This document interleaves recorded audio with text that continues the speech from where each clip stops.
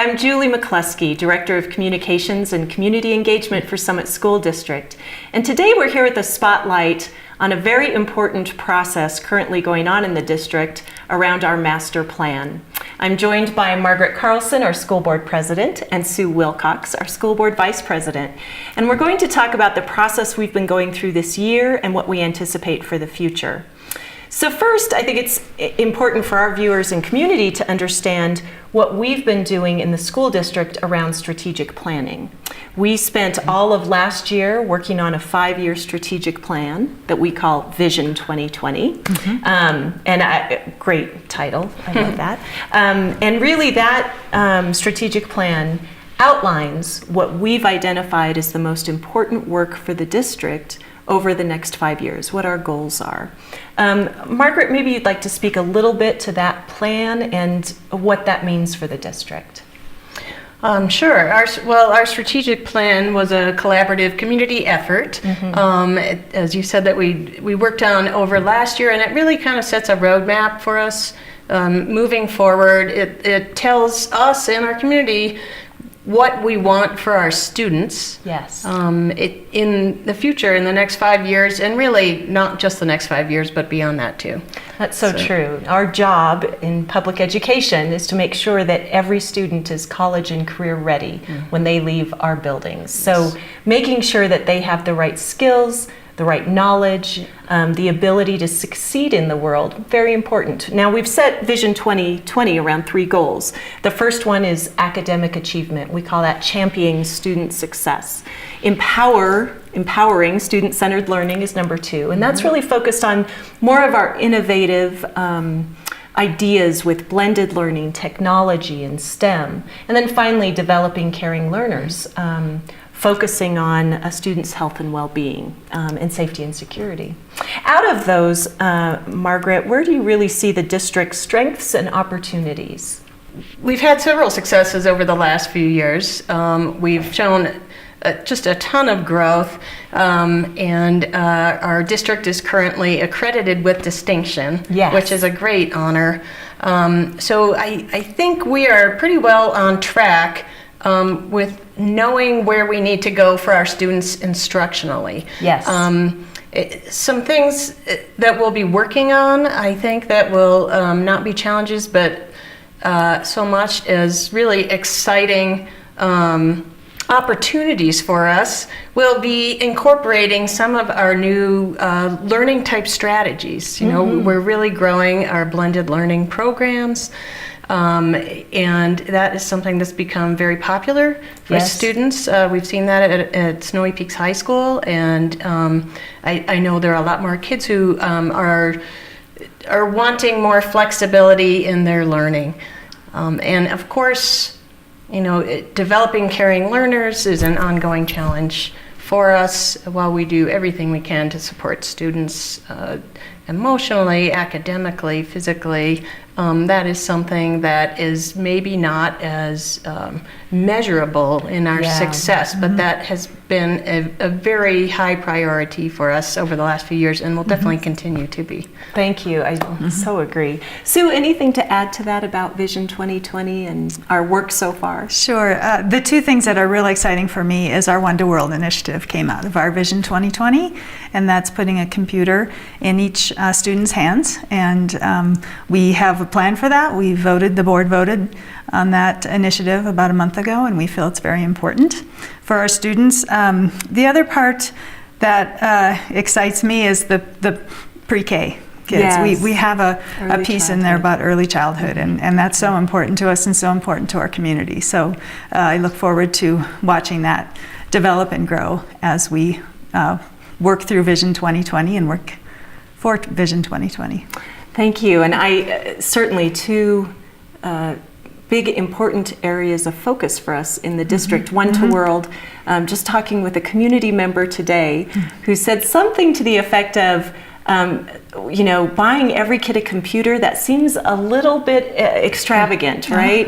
Does every student really need one? And I think as we've learned and better understood, it's not just putting a computer in the hands of a child. It is opening doors to information, to sharing around the world, to bringing the world into the classroom and going beyond those four walls and that desk to learn so much more. Yes. So excited that this is going to become such a valuable tool for us when it comes to instruction and student learning.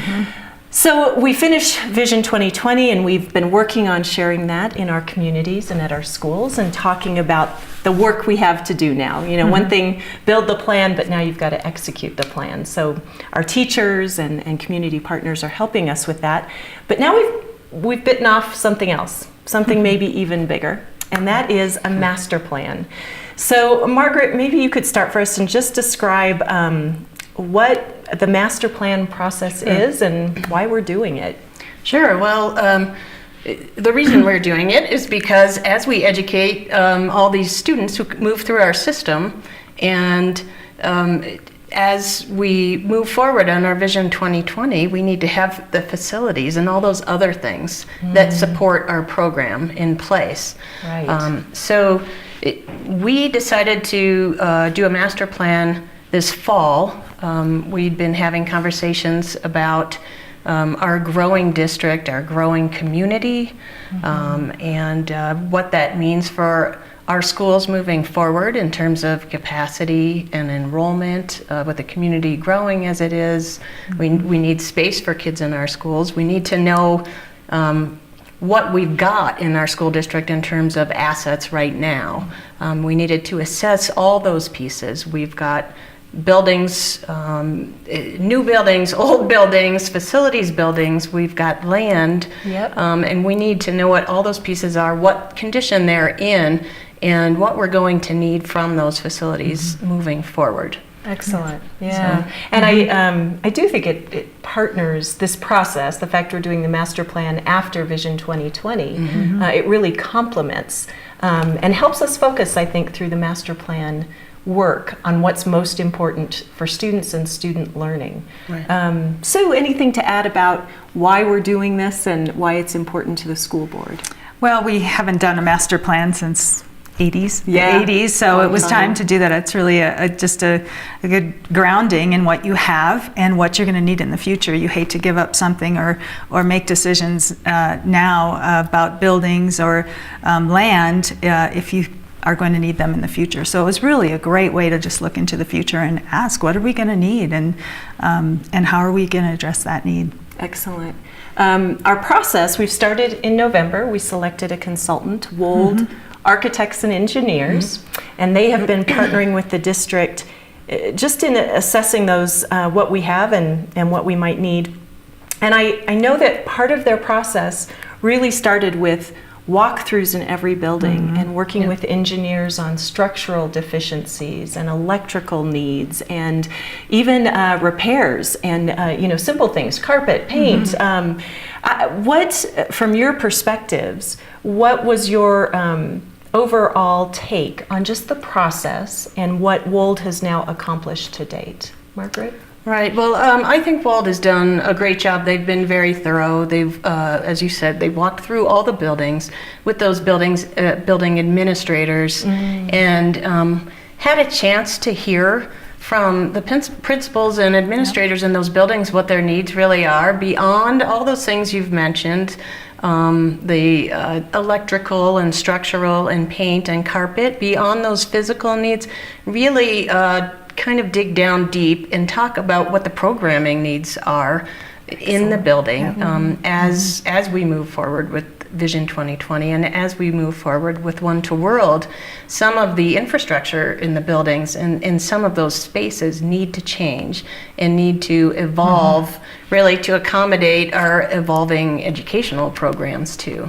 Excellent. So I think there was a lot of value in the walkthroughs they've done with them. They've also gone out into our community and consulted with our towns and our county and our planners, and have have tried to wrap their heads around the development that's going to be happening in our county in the near future and a little further down the road too, to try and project enrollment in our buildings as best we can, and that's a big challenge. We know our community is growing, so therefore our district is growing. That's right. You know, we've had conversations with many people interested in any pieces of land we might have, and if there is a way we could partner with them for workforce housing projects. We know we need to house our own staff as well as families in the district, and then what impact does that have back on our schools and enrollment? So Great point. they've done a great job of trying to bring all those pieces to the table for us, and now we're sorting through those pieces and trying to plan how to move forward with those pieces. And there's a lot, isn't there? There's a lot. There's a lot. Yep. Anything to add to that, Sue? Well, I would just say the committee itself was a well-rounded committee representing a lot of different areas within the school district. So it was very helpful, I think, to get that group together just to share their concerns, what they want to see in the buildings, what they see for the future of education in their buildings.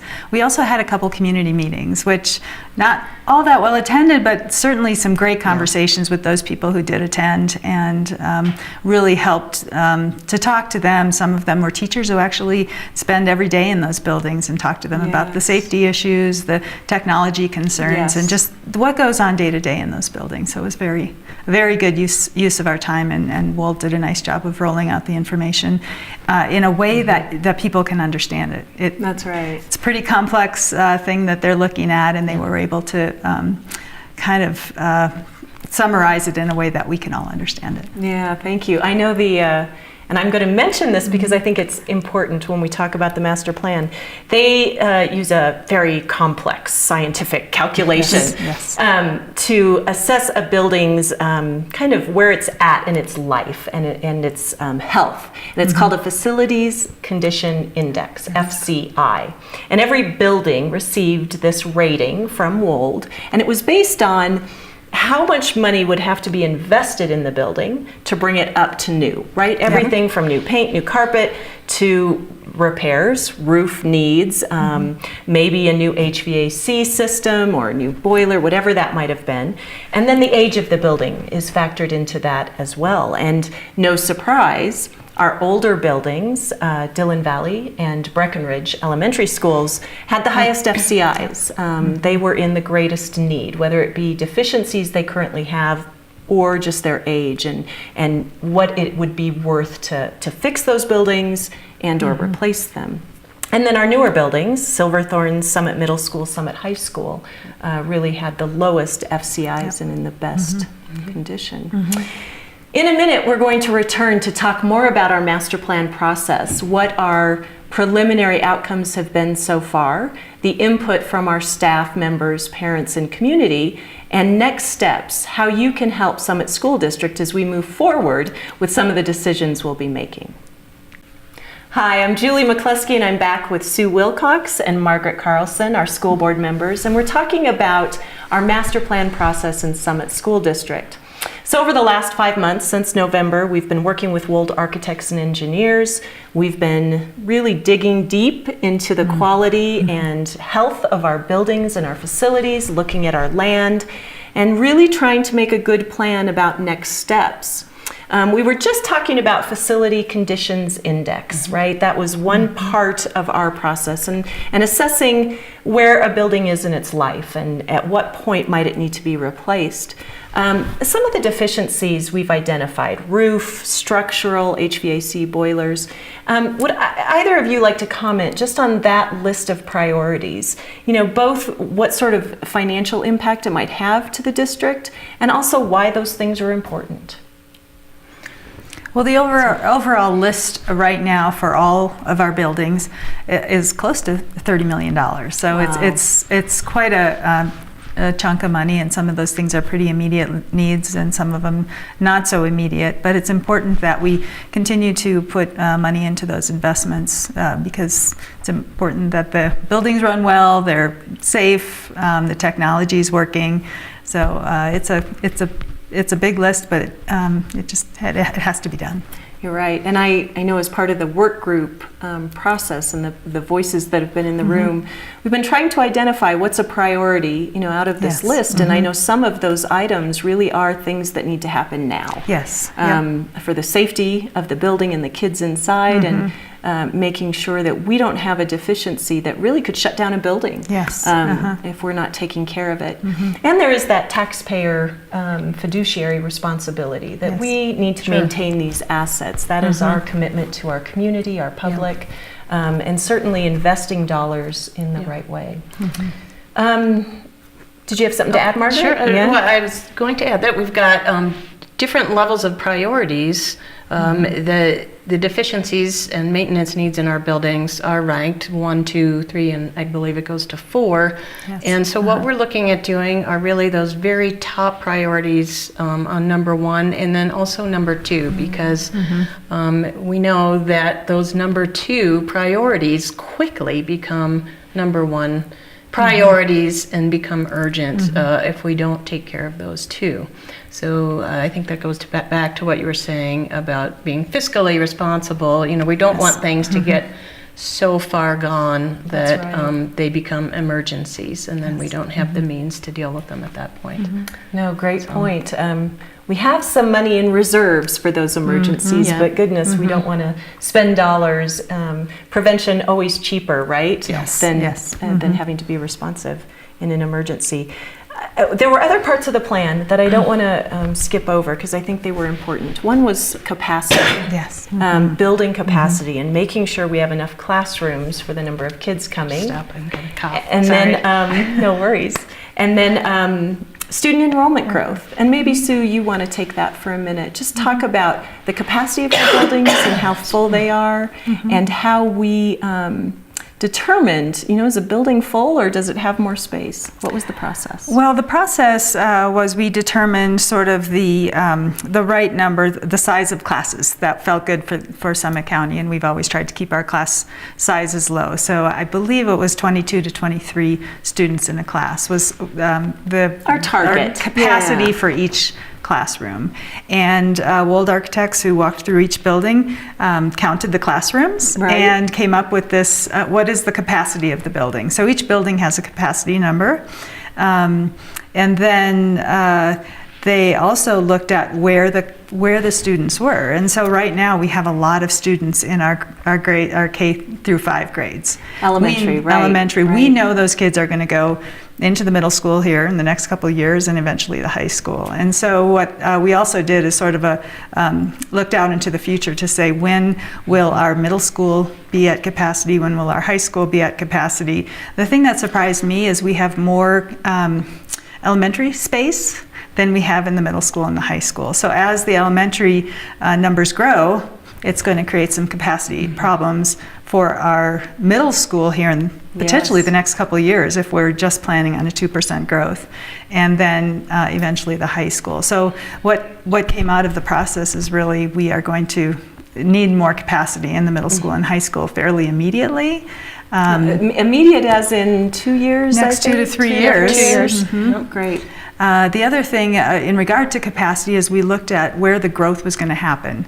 And so there's north end growth and south end growth that we see coming, and it's a matter of when that's going to come. So that will affect the schools, Silverthorne Elementary and Upper Blue and Breckenridge Elementary more immediately than the other grade school, like elementary Sue, schools. It is a little bit of a guessing game, It right? is. We know for sure how many students are in every grade, preschool through 12th right now. And I think as an example for our community, we have 165 students graduating as seniors this year, but next year's 8th grade class, who will be coming in as freshmen, are nearly 240 or 250. So we gain almost 100 bodies in a high school next year just because we have a new class. It isn't even people moving into the county, new families, kids new that are students, right? And as someone pointed out to me, high school kids take up more space than those little That's true. kindergartners, right? Yeah, that's so true. they make a building feel far more full than, say, elementary. But that's a good point. And we know that even enrollment or just growth, population growth in the county, for the district, we've seen a much higher rate of growth in children and student numbers than the county has seen overall. And that's certainly interesting. May indicate that folks are staying here, having families, and raising their families here. And bringing them to our schools. Yes, it's a good thing. Thankfully. Yeah. So let's talk about those preliminary outcomes. We've hit a couple. The first one was those deficiencies, about $30 million in priority 1 and priority 2 needs. We've talked about the need to expand, and that means building more classrooms at the middle school and high school, the 2 schools that in 2 to 3 years will be at capacity. There were some other recommendations from the master plan group as well. Margaret, you might want to speak to 1 or 2 of those. Sure. Well, we talked about the future of our elementary schools. We know, as you both have mentioned, we know that right away we do have a need to expand at the middle school and high schools. But while we have more space for more students in our elementaries, the capacity, we'll be reaching capacity in those buildings only a few years after high school. And we know that some of those buildings are bursting at the seams as it is. I mean, Dillon Valley, if you've walked into Dillon Valley lately, they feel pretty full already. What we did discuss in our committee is that while there's more space within all of the elementary buildings, we do have some conversations to be had and some choices to be made around how we fill those buildings. We've got programming choices. Right. We've got boundary and busing choices we could make. While we've got space, some buildings are full, some buildings are not near capacity yet. Right. So those are big conversations to have. And as the 2 ends of our county grow, the north end in Silverthorne and Dillon, and the south end in Breckenridge, we want to have those big conversations with our community members. As we mentioned before, Breckenridge Elementary, Dillon Valley, those buildings have a higher FCI, and the life of those buildings it won't be as long as some of our newer facilities. So there are choices to be made on where we're going to put those kids in terms of facility availability and programming choices, and those all need to come together as we make those decisions moving forward. And it's not that far in the future, really. It's just a few years out. So it's really important we start having those really big conversations soon with our communities, and that will help us determine how we're going to move forward on those ends of the county. And I think, Margaret, just to add to what you said, we know because of Wold's research that there are so many housing projects that are now in the pipeline. Yes. Whether it be in Breckenridge, we know some of those are coming on board sooner than later, and then a number in the north end that I think while they are still a few years out, we have a responsibility to plan for the families that will be moving into those areas. And fortunately for us, we have great partnerships with our towns and our county, and they have really been willing to work with us, willing to talk about these issues and help us problem solve around what the best next step might be for Summit School District. We also talked a little bit earlier just about Vision 2020 and making sure that our buildings are designed and working in the best way possible for that classroom instruction. And one of the preliminary outcomes from our master plan process has been focusing on some of that technology infrastructure that both of you have mentioned for our One to World, and then making sure that we create some of those spaces, whether it be a maker space or a blended learning space where students can be both online and receive supported instruction. Trying to create some of those areas in a building so that we can make sure we're teaching those 21st century skills and students are learning at the level they need to. And I think finally, and either one of you may want to speak to this, land use and what we do with the land the district currently has. Certainly our community looks to us to make sure we're using that land wisely, and while we have a responsibility to make sure it's available for building new schools or new facilities, we also want to be good partners and talk with everybody about workforce housing. Margaret, I don't know if you'd like to add to that. Sure. Well, that was definitely one of our big questions going into this master planning process. We do want to be partners. We do want to be part of the solution to the extent that we can be. Right. However, our first priority is to house the students that come and make sure we've got facilities to put our students in. When we build workforce housing, that brings students, and that brings students to our building. So it's a cycle. It is. But we wanted to know if we do have any land that we could possibly see as being left over in the future. Land that is not developable or useful for the school district in the future, then maybe those are conversations we can have with our community about what is the best common use for that land. And I think this process is really helping us to put all those pieces on the table and sort through them. Good. And help us see what our needs are going to be for students. And then hopefully we can find some partnerships and some ways to be a part of that workforce housing solution with our community too. Yes, excellent. I know a lot of people will be happy to hear that and know that we're invested. Sue, what are the next steps in this process? What will the master plan work group and WOLD be doing next? I think they'll be just deciding on how we move forward and what what are the true priorities, what do we need to do first, what is it going to cost, Sure. and how are we going to fund it? Yes. So those are the big choices facing this task force right now. We will be reaching out to the community, as Margaret mentioned, to get an idea of what they're interested in doing and seeing us do with the information that we have. So that'll be interesting to see the survey results come back from that, and that'll also help us better formulate in our minds what we need to do and how we need to address these needs. Yes, and we are visiting every school during the month of May, yes. hosting meetings with, I think the two of you are booked for a few of those. Yes. So sharing with our community the results of the master plan, and then just asking for that input. And like you referenced, a survey. We have been collecting that survey input and feedback from staff and parents and community members, trying to help us understand what the questions might be, what people are interested in seeing happen next with the schools and or facilities and land, and then really helping us find our partners as we move forward and who's interested in helping with this process.